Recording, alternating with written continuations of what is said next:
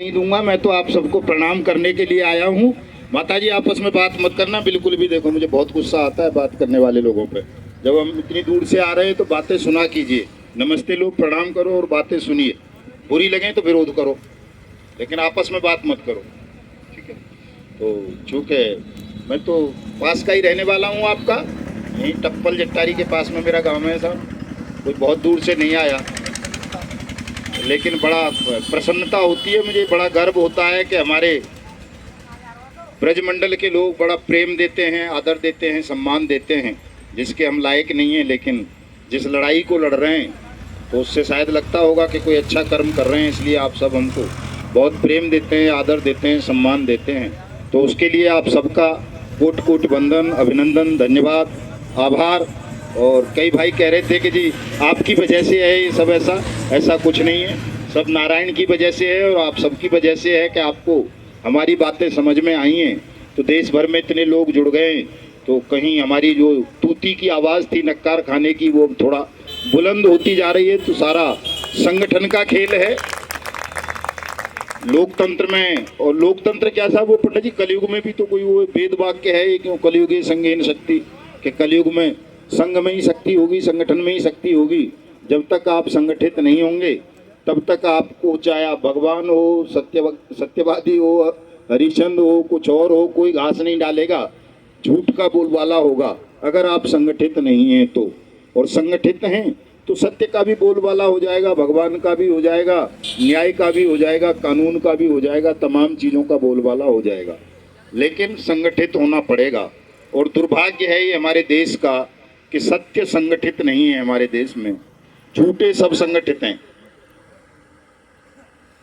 और हमें केवल इसी कमी को दूर करना है सब। ऐसा नहीं है कि संख्या कम हो, बहुत संख्या है। भगवान श्री कृष्ण जब इसी भूमि पे पैदा हुए थे 8-10 ही थे उनके साथ। हम कितने 100 से ज़्यादा होंगे। हाँ, तो संख्या कम नहीं है, लेकिन वो 8-10 लोग पूरी तरह समर्पित थे उनके साथ, जो भी उनके सहयोगी वगैरह थे। और वो दिन रात उनका प्रचार प्रसार करते थे, उनकी बात को मानते थे। इसलिए भगवान श्री कृष्ण ने वहाँ गुजरात से लेके जम्मू कश्मीर तक, काबुल तक, और पता नहीं कहाँ कहाँ, तब तो देश बहुत बड़ा था ना, सब जगह राक्षसों का संहार किया, दुष्टों को मारा, और जो बच गए उनको आपस में लड़ा के मार दिया, दुष्ट प्रवृत्ति के लोगों को। तो वही रणनीति पर हमको काम करना पड़ेगा। समय थोड़ा बदल अवश्य गया है, 5-5.5 हजार साल पुरानी बातें हैं भगवान श्री कृष्ण की, लेकिन हालात आज बिल्कुल वैसे ही हैं, सेम हालात हैं। वो समय भी ठगों का शासन था और आज भी ठगों का शासन है। आपको भगवान श्री कृष्ण की रणनीति, योजना और पद्धतियों पर ही काम करना होगा। आप अपने आप को कमज़ोर ना समझें साहब, कमज़ोर नहीं है। उनके साथ केवल 8-10 लोग थे और आप बहुत लोग हो। मथुरा जब हम जाते हैं तो बहुत बड़ी भीड़ सैनी साहब हमारे जुटा लेते हैं। हाथरस में भी हमारे जो जिला अध्यक्ष हैं राघव साहब, सूरजपाल राघव साहब से जब हम पहली बार मिले, इतने लोग उस दिन भी थे जब मैं पहली बार हाथरस में आया था। कचहरी में अंदर ही कार्यक्रम इन्होंने रखा था, लेकिन मैं इनकी ड्राफ्टिंग से बड़ा प्रभावित हुआ। ड्राफ्टिंग बहुत अच्छी है राघव साहब की, संगठनकर्ता बहुत अच्छे हैं और भाषण भी बहुत बढ़िया देते हैं।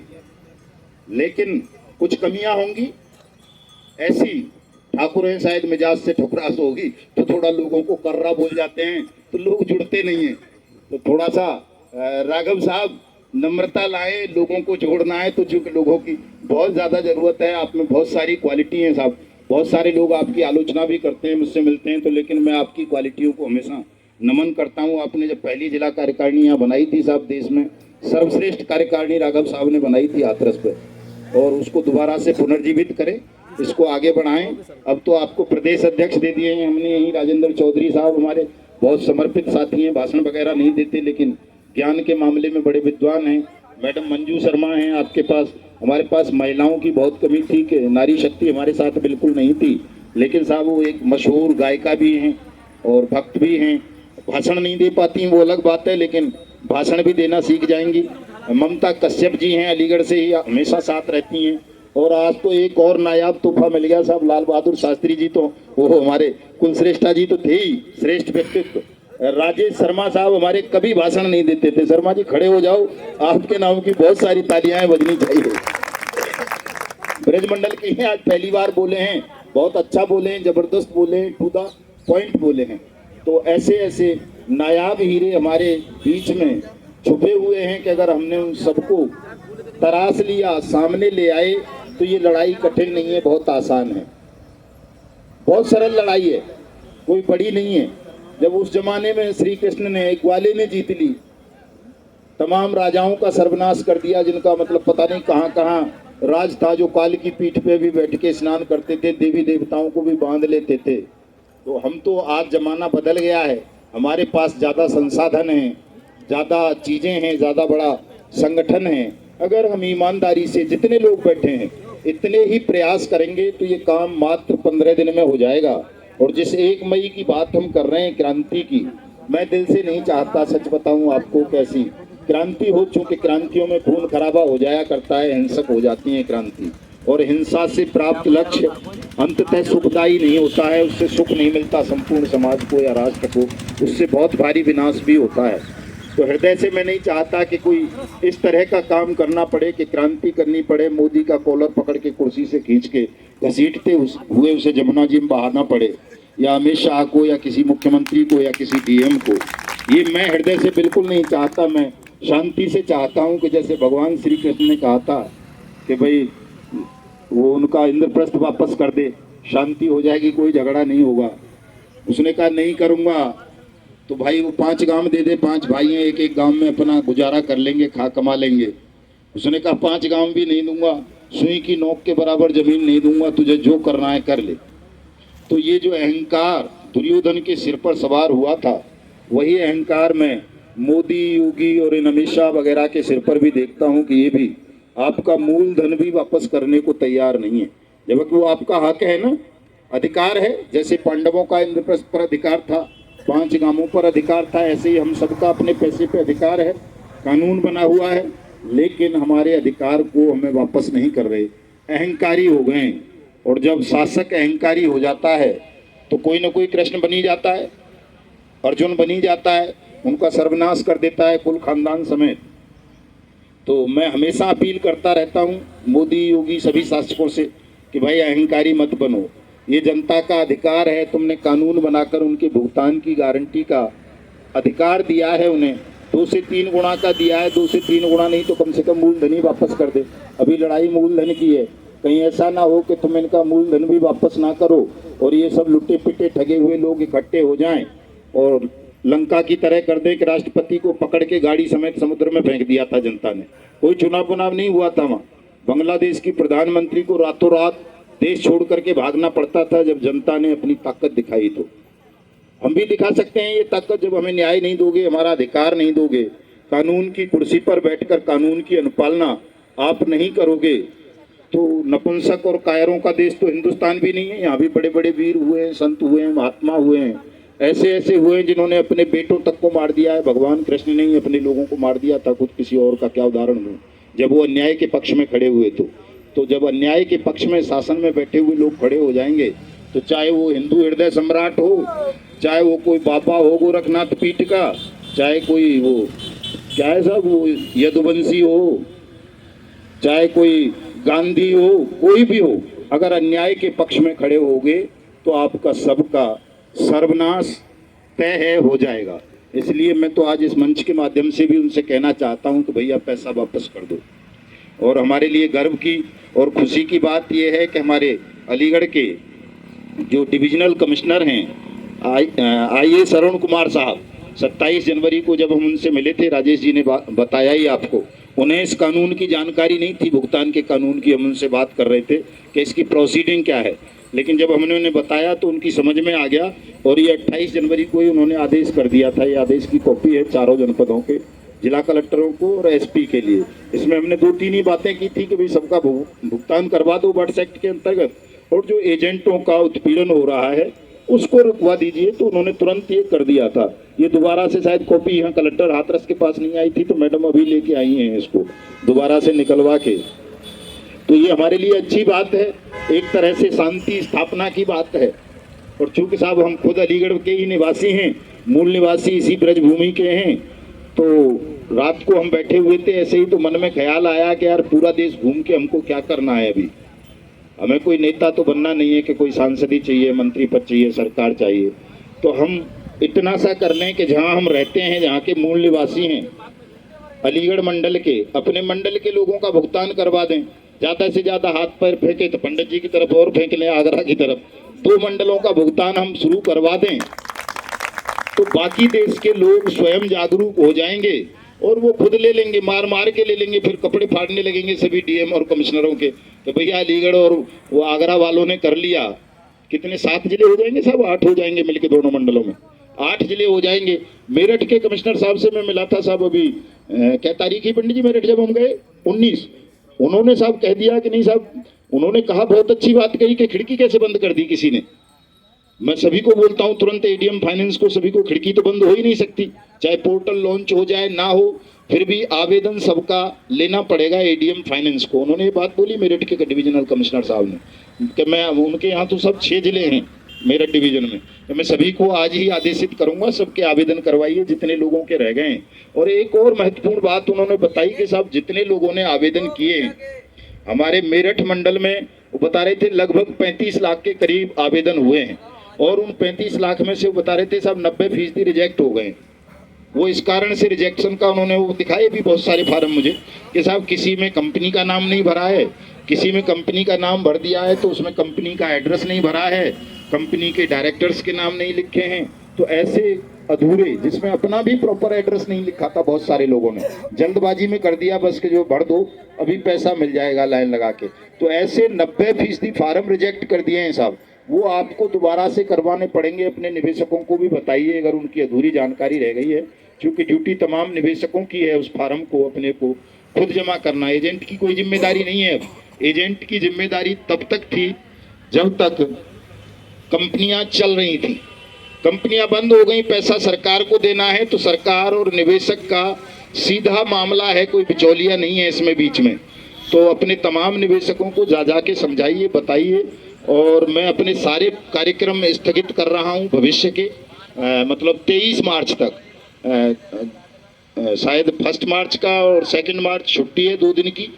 3 मार्च को पुनः अलीगढ़ में मैडम कार्यक्रम आयोजित करेंगे, कमिश्नर साहब से मिलेंगे और अलीगढ़ में, हाथरस में, कासगंज में और एटा में जिस जिस कंपनी की प्रॉपर्टीज हैं उन सबको उन 15 दिन के अंदर अंदर सीज करा लेंगे हम।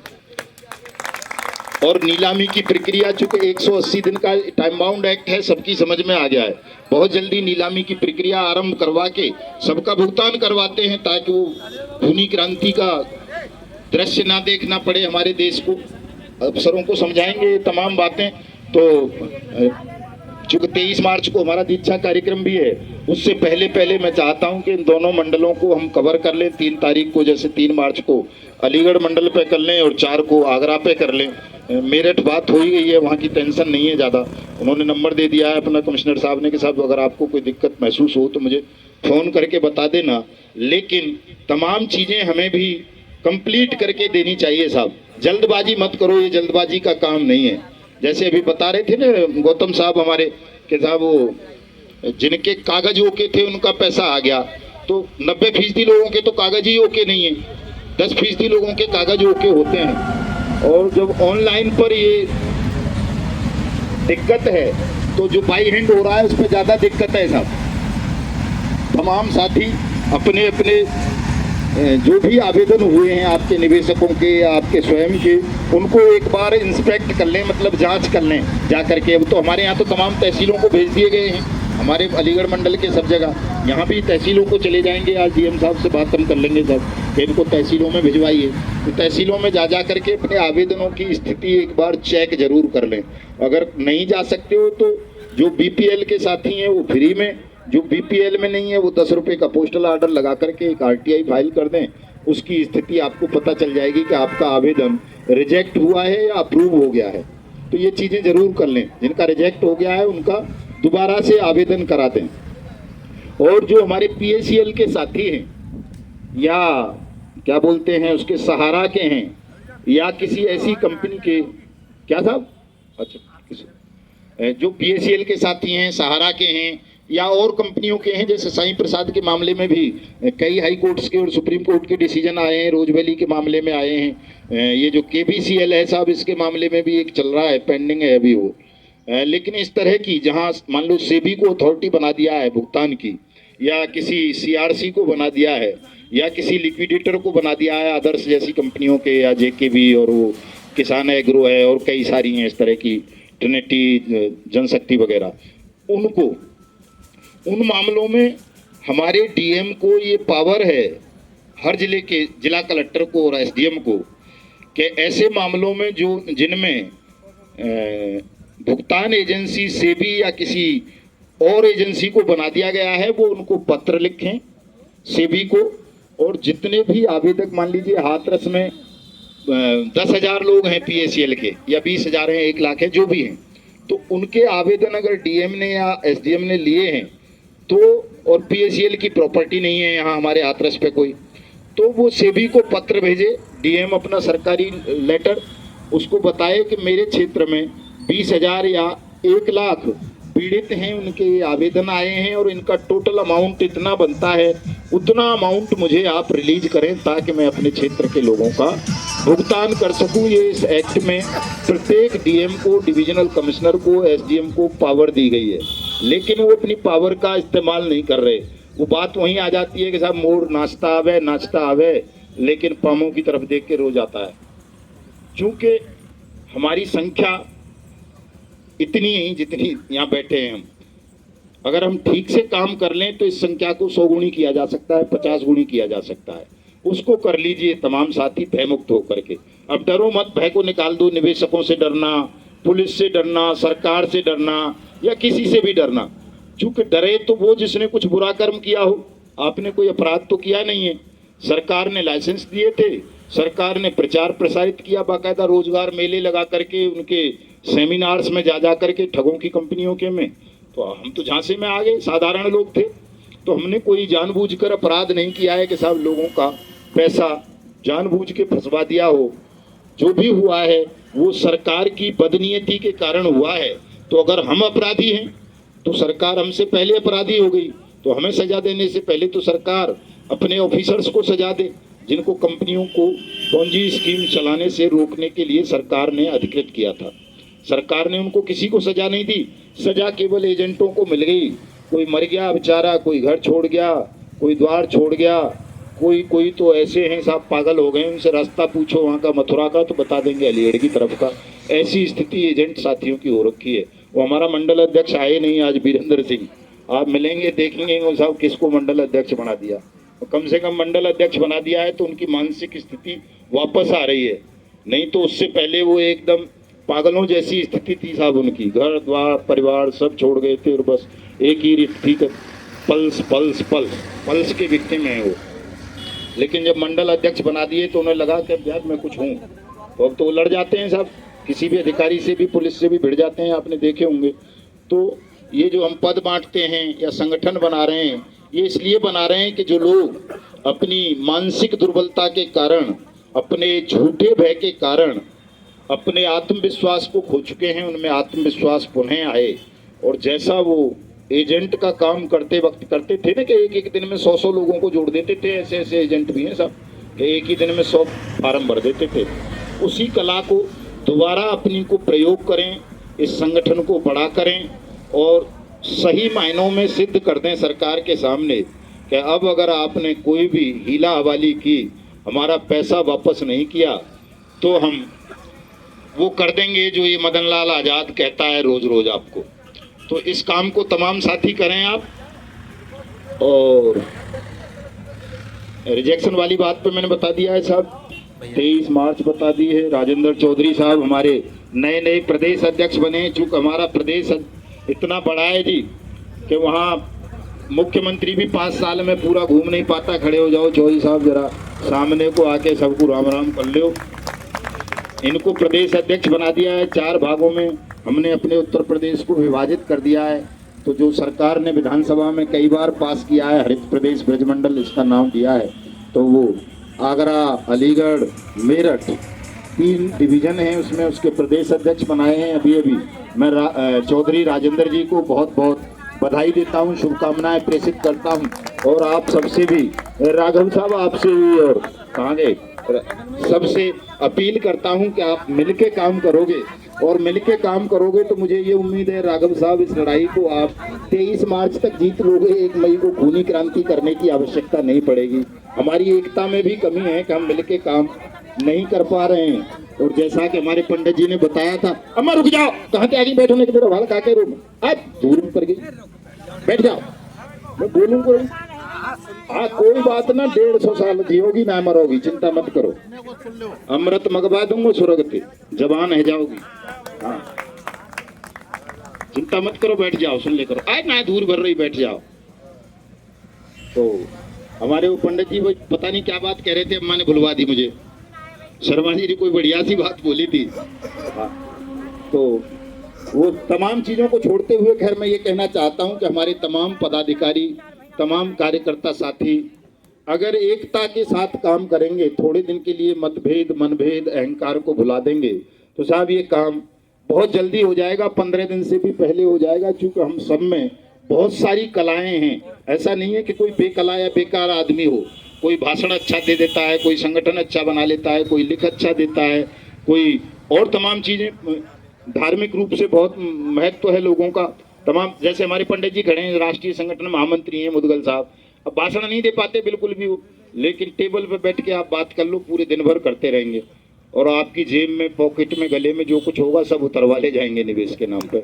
इतने बड़े मतलब बुद्धिमान व्यक्ति हैं, क्योंकि वही काम करते रहे, उन्होंने जीसीए चला दी और वो सक्षम चला दी और पता नहीं क्या क्या चला दिया।